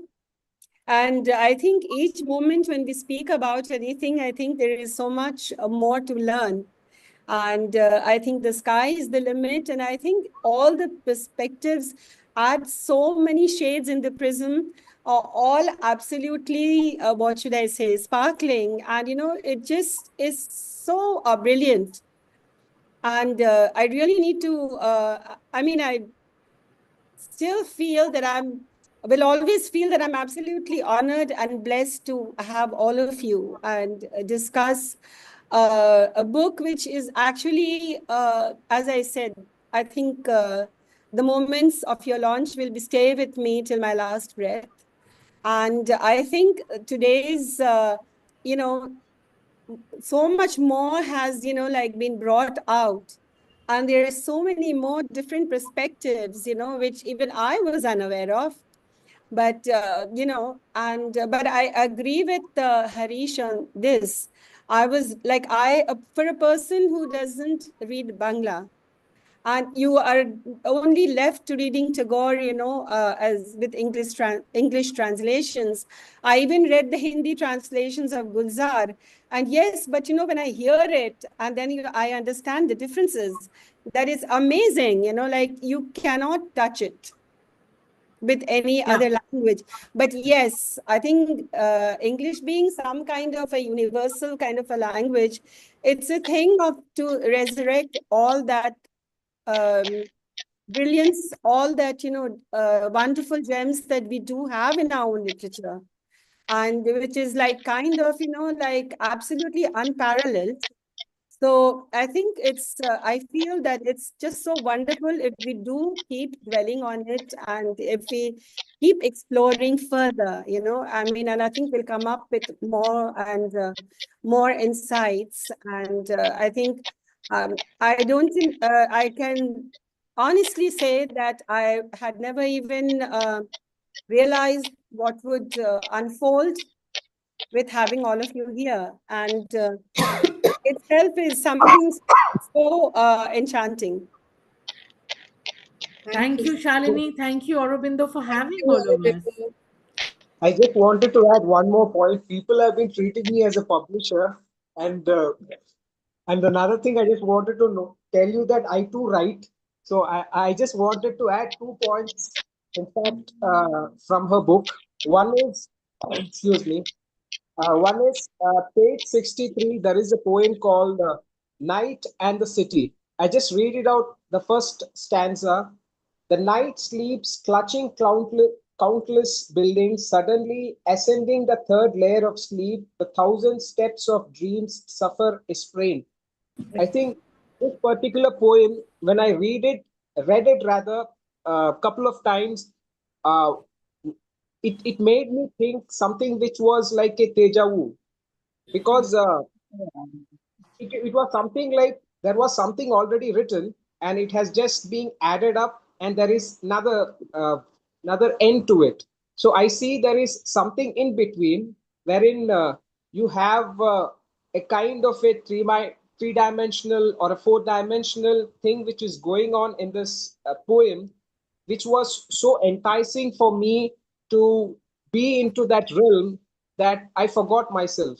Probably, if you have a reread of this particular poem, you might be able to know. And another poem, which, because there is time constraint, I just wanted to add one more poem to it. So the poem on 137 page for the unborn child. So Yes. when we started reading this poem, and I was so fascinated about the unborn child and like what the flow would be. But again, as I said in the initial thought, that she surprised me. Surprised me with final one, that too about creation of poem. So she always surprises, and she has something which is make the reader to reread her poems, and there is something which is in the beginning and the end, as I said, for the city and the night and the city. And there are so many to it. Each poem, I think each poem is a discovery. Each poem is an exploration of her. And as everybody has pointed out, original is original. you cannot have that essence when you translate it. But I would say she has done justice to the original content which was in Hindi. And I'm so happy that this creation has come. And I would love to have such creations in future as well, so that we take such languages which are not English. Over to Julie ji. To Aurobindo ji, what can I say? But this sort of very focused discussion has been a learning curve for me as well. It's almost like I've been in a PhD seminar class with my PhD students, but I felt like I was a student myself. I learned the insights and the depths, and I'm very thankful for our newcomer, Promita, who has really done an excellent job of bringing Elliot into the party today. We've had a good time. And what can I say? But we should do this more often. I think Thank there's you so Brinda. very much. Brinda, the I- poet, Brinda is here, right? Brinda? Yes, Brinda's here. You Brinda, want thank to you ask? for coming in. Yes. So Thank you so much, Brinda. did you gain some insights? Ma'am, just a minute. Yes. Can you tell me the question? No, I'm just asking you, did you hear some of the insights?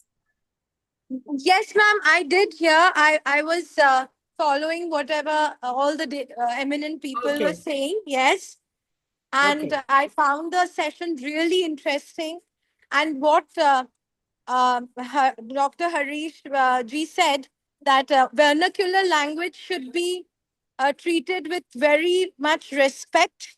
Yes. And we should, even as a poet now, I was thinking of, writing in Bengali, because being my mother tongue being Bengali, I can bring out more feelings in poetry with that language.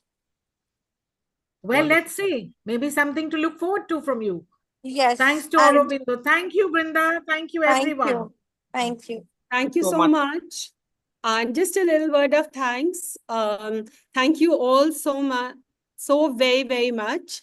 And also, Aurobindo, thank you. I think you read out, if we have 2 minutes, you read out everybody's bios, but I don't think we got to know much about you. So firstly, infinite gratitude for writing the brilliant forward Brilliant. for the book. Brilliant. For brilliant forward for the book, and at least, sowing the seed from where it's blossomed into this. Shalini, जरा हिंदी में बोलिए. इस पूरे programme में हिंदी तो बोला ही नहीं. अच्छा, हिंदी में वार्तालाप करें आप. हिंदी नहीं, में आप हिंदी में वार्तालाप बात करती हूँ, कीजिए. कोई प्रॉब्लम नहीं है. सो औरबिंदु, बहुत बहुत मैं धन्यवाद बोलूंगी तो वो बहुत छोटी सी चीज है, बट किताब जो मतलब हिंदी में बोलना अभी इतने कॉन्शियस कर दिया आपने हरीश की, अब वो मैं वही अटक रही हूँ जहाँ अटकना नहीं चाहिए, बिकॉज मैं हिंदी काफी शरारती से बोलती हूँ. एनीवे, बहुत क्या बोलूं अब, आई मीन अब इतनी कॉन्शियस हो गई हूँ अब कि बस अब वो शब्द ही नहीं निकल रहे हैं. सो आपने बिल्कुल निशब्द कर दिया है हरीश. बट दोबारा मिलूंगी आपसे तो फिर बस ये वार्तालाप हिंदी में ही होने वाली है. आई थिंक और बिंदु की हिंदी भी काफी इम्प्रूव हो गई है, क्योंकि हम दोनों हमेशा बात करते हैं तो हमेशा हिंदी में ही. सो इससे मतलब मुझे बहुत अच्छा लगता है. मुझे लगता है कि मैं अपनी माँ के और करीब हो गई हूँ, क्योंकि वो हमेशा हिंदी में ही बात किया करती थी. सो और बस फिर क्या बोलूँ, अब बोलने के लिए शब्द ही नहीं मेरे पास. अनरबिंदु, ये किताब जो तुमने मतलब पब्लिश किया है, वो तुमने इतनी खूबसूरती से किया है, इसके लिए मेरे पास शब्द ही नहीं है. अरे वाह. मैं बहुत आभारी हूँ. मैं एक्चुअली भरी भी नहीं हूँ, मैं एक्चुअली बहुत तृप्त आभारी आभारी तो हूँ ही. आभारी तो क्या बोलूं, आई थिंक आभारी से और कोई वजनदार शब्द हो तो मैं उसे इस्तेमाल करूं. मैं बहुत संतुष्ट हूँ. संतुष्ट. पर अरबिंदो वैसे खुद बहुत अच्छा लिखते हैं, बहुत ज्यादा। मैं जितनी भी प्रशंसा करूं वो कम ही है, और वो उनकी जो जो हमने आज बातें कही हैं वो उनकी कविता पे भी लागू होती हैं। तो मुझे बहुत अच्छा लगता है, और ये क्या बोलूं और You're very good, Shalini. Very Yeah. good. Well done. अब हम She's माफ she's करती a हूँ ना। translator, Anju. Yeah, she's good. Actually, Okay, मैं thanks. हमेशा thank you so much. I know कि Thank you there's so much. already been so much of time taken, but thank you all so much from the bottom of my heart, and for being here. It's just been We are waiting. absolutely We are marvelous. waiting for your next book. We are waiting for your Yes, short stories. Yeah, yes, yes. Hopefully, inshallah, inshallah. हो जाए. Thank you so Awesome. Thank Thank you, you so much Shalini. for giving Thank you, everybody. Aurobindo, Thank you. Thank you Anju, so much. Thank you. Thank you. Promita. Very nice being here. Thanks, everyone. Thank you, Shalini, Aurobindo. Thanks, Thank Aurobindo. you so much. My pleasure. Thank you. Brinda, thank you for hopping in. Thank you, ma'am. It's a pleasure to be a part of such a lovely discussion. Thank you so much. I'll Thank you pass on your for being poems here. to be read. Yes, ma'am. If you give me a chance, I will want to read out my poems to all these eminent people and want to hear what they have to say about my poems. Okay, we'll see what we can do, Aurobindo, one day. Yeah, sure, we shall do it. Hello, sir. How are you? Nice I'm meeting good you. and nice to hear you. And Dr. Julie was all praising about your book. It would be Thank wonderful to you. have something about yours as well. Probably you get back to Julie and Dr. Julie, and we can come up with something. Let's Yes, see. sure, sir. I'll send you the And PDF of Brinda, a I poem saw the notebook. video. I'm so happy to Hello, be here. ma'am. Hello, ma'am. And I saw the video, and it was absolutely, like wonderful. And I'm so happy. You are an absolute, like a youngster like you, but there's so much of maturity. There's so much Yeah. of wisdom in you, which is always what touched me while I was watching you. Absolutely Thank you. marvelous. Hope we see more and more and more of your creations. Thank you. And Shalini, you have, is there a link? Because I have not seen the launch. If you have, do share it with me so that. I'll send it to you, Aurobindo. No worries. yes, I actually just hopped onto Julie's page timeline, and I saw that because it's always so enriching. So whenever I open the Facebook, yeah, my first stop is Julie's. Oh, And there's always something interesting to read. There's something interesting to listen to. And likewise, Pramita. yes. I'll send a friend Yes. request to you because we are not connected by FB, I think. Yes. We must do that. So Thank you again. thank you all. Thank you, again. Thank you. Everybody. Thank Love you so you much. all. Thank you. Bye for now. See you soon. See you Take care. soon. See you soon. Bye bye. Bye. Take care. Bye Bye, bye. Harish. Thank you especially for being here. No, I loved it. I loved it's a nice way to spend uh, coffee time in the morning. Yes, and फिर मिलेंगे तो वो सिर्फ हिंदी में ही चर्चा होगी फिर. My हाँ, God. वही मैं बोलने वाला था. हम लोग हरिवंश राय बच्चन बोलते थे कि आप लोगों ने हिंदी तो चपरासी की लैंग्वेज बना दी है. और ये तो, और इसका मतलब है कि हम लोग आज चपरासी हैं सब. Oh my पर God. हम लोग तो बचपन में तो सिर्फ बड़े हुए हैं मधुशाला सुन के. हाँ. मेरे पास मतलब फादर ने उनका कोई एलपी खरीद के रखा था, वो हमेशा बजता रहता था. गाया भी था ना, उसमें गाया ही हुआ था मधुशाला. अभी वो ट्यून भी याद है, वो शब्द शायद भूल गई हूँ, पर वो ट्यून अच्छी तरह से अभी याद है. तो हरिवंश राय बच्चन, दिनकर, फणीश्वर नाथ रेणु, धर्मवीर भारती, ये तो सारे मतलब घर में आते जाते रहते थे. तो हम लोगों ने तो कभी बचपन में ध्यान ही नहीं दिया, कुछ बेवकूफी थी ना. अच्छा, तो आपकी मदर ने पोइट्री रीडिंग्स अटेंड करते थे वो? हमारी मदर को जो लिखती है वो वाकई में बहुत ही ज्यादा क्या बोलूं, शाई थी, बहुत सबमिसिव थी, पढ़ती थी कभी कभार, हाँ, बट वो बहुत चुप रहा करती थी। तो Shalini, sorry to interrupt. I didn't need to go, na? recognize that Shaborna Roy has also been here, and Oh, oh. Mr. Shaborna Roy is actually Yeah, I have between been here 13 books. throughout. Hi. I have been here between you. throughout. Hello. Hello. I have I've been here throughout. Huh? I know you should have just come in. But yes, you know, like I saw your name there. So it's so nice to now, you know, like put a picture to you. Yeah. And it's just And so he's wonderful. the man. Yeah, he's the man who's, written a dozen and writing more. And I think what's interesting is his prose is poetry. That's why I asked him to come. Wow. And, it's a whole new conversation on mental health and poetry, dysfunctionality in poetry, which is what Brinda's book drew me to. And Yes. about your mom, I told you before, Shalini, we don't know many things about her because you can't go back. I can't say, Mrs. Shanti ji, why did you start to write? Did you ever feel that that was your only therapy, maybe? I can't go back and ask her. So that is a wonderful mystery. And for these people who write, I find it fascinating. They use that blank page. ये अगर आप शांता जी की कविता पढ़ें गौर से तो इस प्रश्न का उत्तर भी उसमें कविता में है, कविता में ही निहित है। क्योंकि मैं क्यों लिखती हूँ वो आप उसको पढ़ेंगे वो भी उसका उत्तर आप पाएंगे उसी के भीतर। इतना आसानी नहीं है हरीश जी।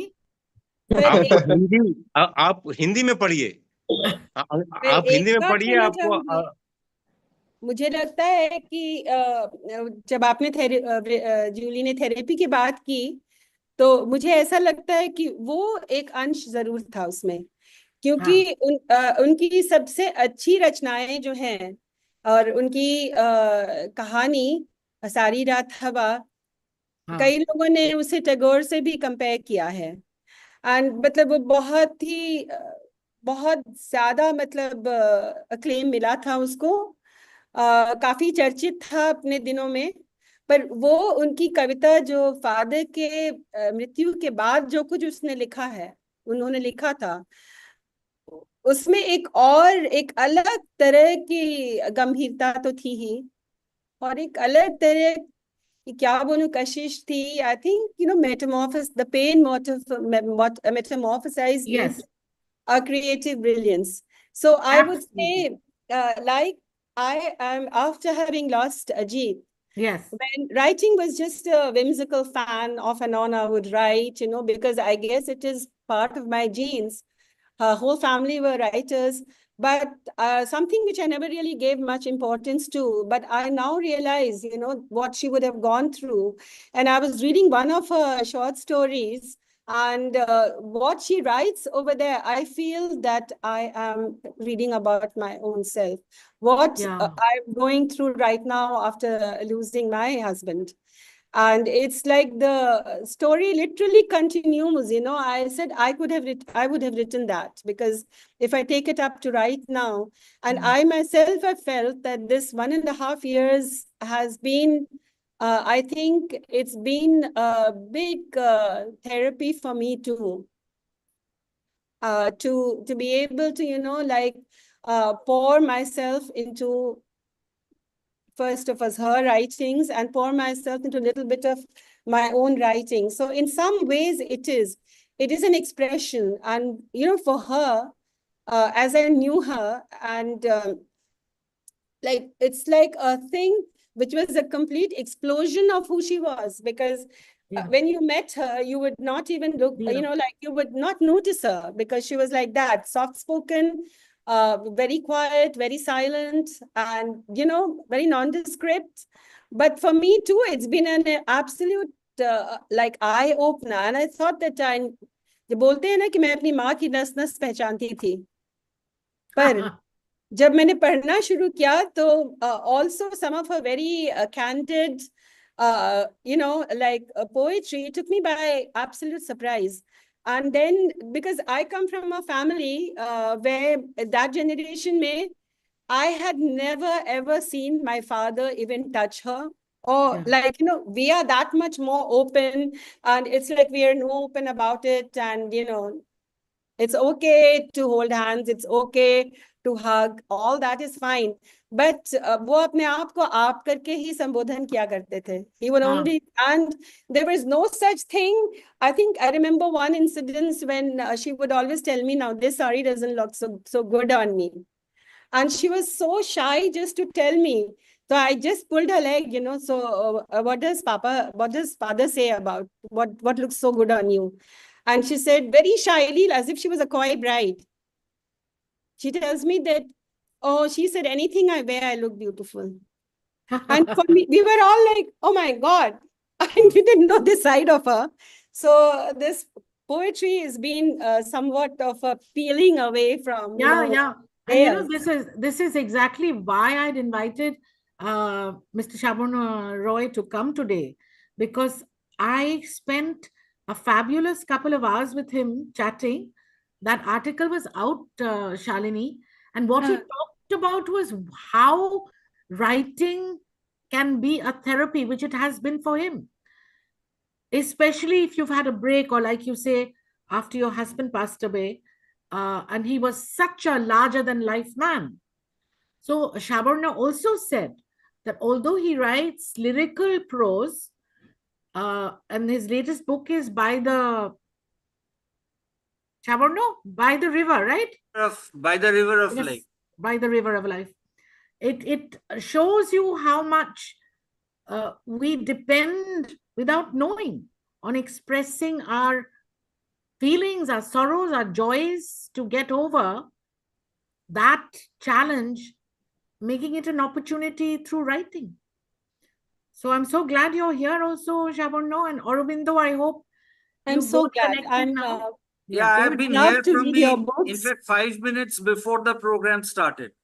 Oh Oh, my God, that's an absolute honor. And I would just absolutely love to read your books and would love to meet you and Yeah, love to have some same more here. enlightening conversations. we Yeah. should have this at our home, Arish. Let's plan something after the pujas. Huh? Okay. Yes, Okay. I'm all for it. I'm all for it. And thank you. Thank you Thank ever you. so much. Thank you. Thank you, everyone. Thank you, Thank you, Julie. Aurobindo. Thank you, Julie, especially for inviting me. Anytime. You're a favorite of mine, you know that. Yeah. Take care, guys. Okay. Take care. Bye. Have Bye. a lovely weekend. Bye. Bye, Aurobindo. Bye. Thank Bye, you all. Shalini. Bye, Bye, everyone. Julie. Bye. Love you. Bye. Bye, Harish. Thank you, Harish, once again.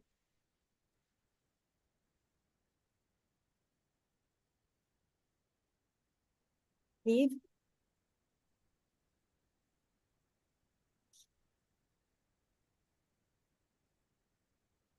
So we'll call. So you are the host, not I am the host. Come out. But the only thing that got left, I had marked to read out your biography because we should have done this before. You know what? This homework. So मैं mark करके रखी थी कि because people know you, though they all I have told them that he's a brilliant writer too. Of course, you know, like I think your forward itself was an absolute introduction, but there's so much more that you do now beyond just that writing and beyond. So next time when we meet, allow me to do that, huh? तो वो रखा ही रह गया खुला के खुला. We can leave this thing because only both of us are there going live. How do you leave? I don't even know. You just need to leave, exit. Leave. Yes.